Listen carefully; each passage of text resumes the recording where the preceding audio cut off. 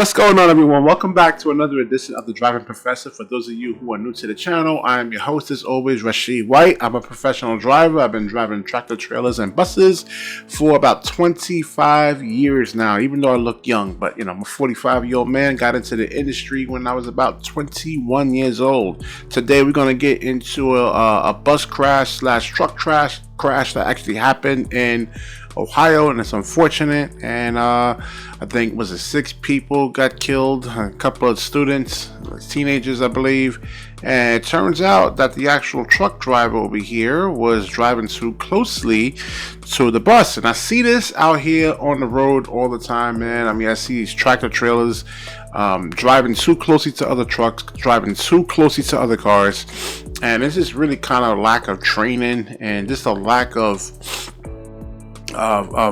basically just training though. I mean, I see these rinky-dink driving schools. I live in the city, New York City, and you know, they don't really give these guys really hardcore education. I mean, I went to tractor trailer school for about 3 months, okay, and that was like 8 hours a day of actual training, and like all the defensive driving principles were wired into me before I even got out there on the road. And I understood like spacing is everything. It gives you time to actually really avoid making critical errors like this. Now we can look at this accident somewhat over here. This shows really more the aftermath. Deadly collision on I-70 in Ohio. A semi-truck crashing into a bus with students on board. At least 6 people have been killed, more than a dozen injured. ABC's Alex Boucher. Look how fast that truck was going. For it to actually explode in flames like that is insane. Ohio tonight. Tonight, dramatic new video showing the frantic rescue of high school band students trapped in this fiery, fatal crash just east of Columbus, Ohio. First responders urging passengers to jump out of a window to safety. Seconds later, an explosion. We have heavy fire on the traffic camera, and we are being advised that there is children trapped on the bus. Yeah, alright, so you can go actually watch that video right there. So it seems like over here the headline is the semi truck was too close to the charter bus, causing a deadly Ohio crash, report says over there. And a 2019 Freightliner semi truck was following too close to a Nissan Murano. And yeah, exactly. I just said that, man. I mean, because I see this stuff all the time, man. I'm out there, even in the city. I just see it all the time. Drivers like not giving themselves enough space. So the tractor trailer actually rear-ended the car. That car actually wound up, I guess, pushed into the bus.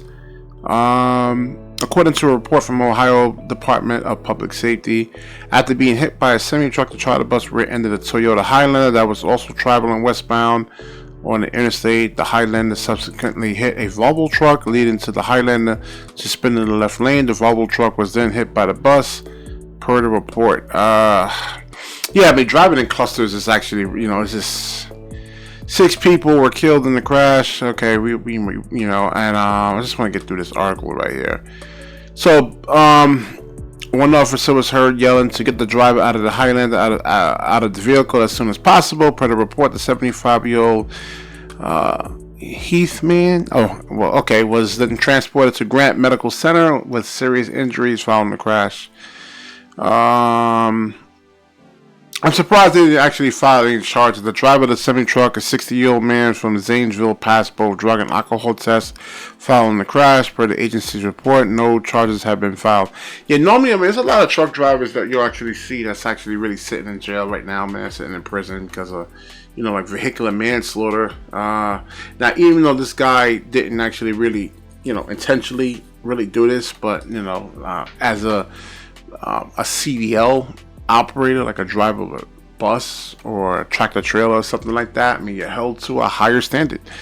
And they investigate in the crash. So I mean, probably in the future, then there will be some charges actually filed against this truck driver for actually doing this, man. But you guys, man, this is not a car. It takes 94 feet to stop a tractor trailer, man, and you gotta actually have spacing. And especially with a car, man. If a car, if a car is in front of you, they hit their brakes or something happens, you have no chance, man.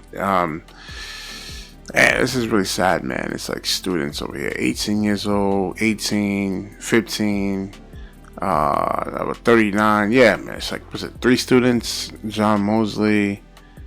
Damn, 15 years old, man. Yeah, this is sad over here, man. We gotta, and I don't know, I'm hearing like this really the electronic logs that are actually being put into these tractor trailers is making it where these drivers have to really speed to really kind of get these loads in. I'm hearing a lot about that. I mean, I drove a tractor trailer a long time ago, man. I mean, I've been driving buses since 2002.